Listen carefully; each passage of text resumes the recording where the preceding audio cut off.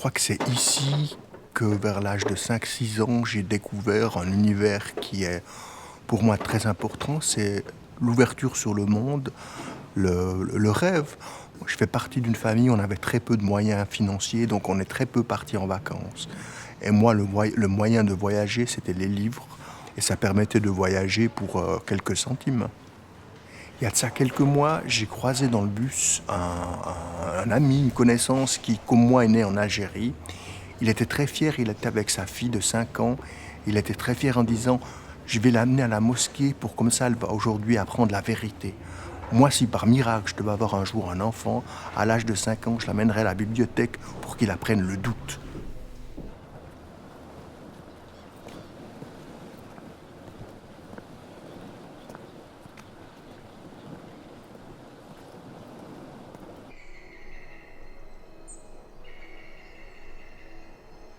Alors ici, il y a un endroit qui est particulier qui s'appelle la Pierre aux Sarrasins. C'est un gros rocher qui, pour nous, quand on était enfants, et d'ailleurs les enfants qui sont là vont essayer d'y grimper, justement on essayait d'escalader ça. C'était douloureux parce que les premières fois, on se cassait la figure, on était vexé quand on n'arrivait pas, on se faisait mal, on était aussi vexé lorsque d'autres arrivaient en haut et pas nous. Mais lorsqu'on arrivait en haut, c'était quelque chose de tellement merveilleux, c'était pour nous notre Himalaya absolu.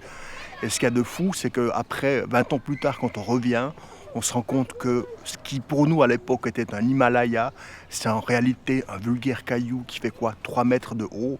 Et on se dit, mais comment est-ce qu'on pouvait fantasmer sur un tel endroit? Il y a une espèce de métaphore de l'existence dans cet endroit-là qui est assez géniale.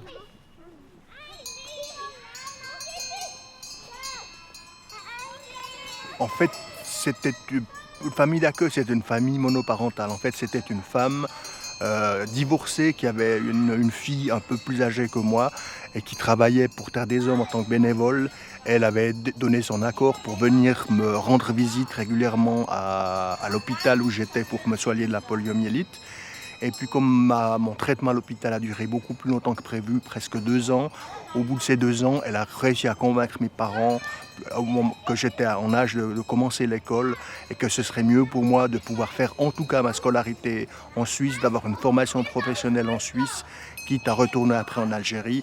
Et c'est comme ça que les choses se sont faites.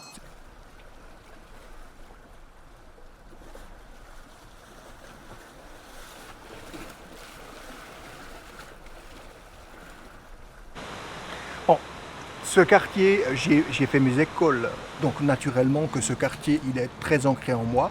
En même temps, c'est un quartier, il faut aussi dire les choses comme elles sont. Quand j'étais adolescent, j'étais quelqu'un d'un peu turbulent. C'est là que j'ai fait aussi mes premiers 400 coups. C'est là que j'ai commencé à fumer. C'est là que j'ai commencé parfois à faire un certain nombre de bêtises. Je pense qu'il y a un lien étroit, intime entre mon quartier et ma personne. Et franchement, je pourrais voyager à l'autre bout du monde sans aucun problème, mais j'aurais toujours un lien particulier avec cet endroit au centre de la ville de Vienne. C'est vraiment le quartier du peuple tel que je l'entends. Et quand je parle de peuple, je parle aussi bien des gens de nationalité suisse que des gens de nationalité étrangère qui sont là, qui essaient de faire vivre ce quartier avec des petits commerces qui existent et qui sont extrêmement nombreux, avec une vie quotidienne, avec des activités culturelles, sociales, sportives. Et moi, j'aime bien cet endroit-là. Je reconnais que je fréquente assez assidûment ce qu'on appelle l'apéro sud. Alors j'ai retrouvé des amis d'enfance, je retrouve des gens que je connaissais pas et avec lesquels j'ai sympathisé. Je rencontre parfois des gens que j'apprécie pas beaucoup, alors je me contente de leur dire simplement bonjour. Non, c'est un endroit qui pour moi est important. Je pourrais difficilement m'imaginer vivre plusieurs jours sans faire un saut au bistrot. C'est vraiment un lieu de socialisation où on peut retrouver les gens, aussi apprendre des nouvelles d'un certain nombre de personnes qui nous sont chères. C'est vraiment un endroit pour moi qui est très important. C'est pour ça que je dis que pour moi c'est plus important le bistrot que le mosquée.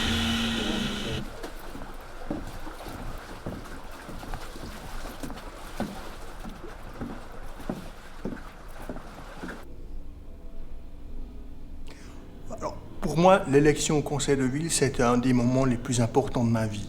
Je considère que c'est l'aboutissement d'un processus d'intégration quand on a été étranger, qu'on commence à s'intéresser à la politique suisse, qu'on a la chance de pouvoir participer, parce que malheureusement, dans beaucoup de cantons, quand on est étranger, on ne peut pas se présenter à une élection. J'ai donc dû attendre dans le canton de Berne de devenir suisse pour pouvoir moi-même me présenter. Et ensuite, d'être élu du peuple, ça signifie énormément, parce que je ne suis vraiment pas du tout ce qu'on appelle un patriote. J'ai même énormément de critiques à faire sur la Suisse, dans bien des domaines. Mais je n'oublie pas que sans la Suisse, je ne marcherais pas. Sans la Suisse, j'aurais pas fait des études. Sans la Suisse, j'aurais pas eu une carrière professionnelle quand même relativement importante. Et c'est vrai que le moment où ici même, j'ai prêté serment, ça a été un moment qui était très fort dans mon existence. Tout à coup, je me suis dit, ben ouais, j'y suis arrivé. Et pour moi, c'est le début d'un processus maintenant d'aller encore plus loin pour essayer de rendre à mon pays une partie de ce qu'il m'a donné.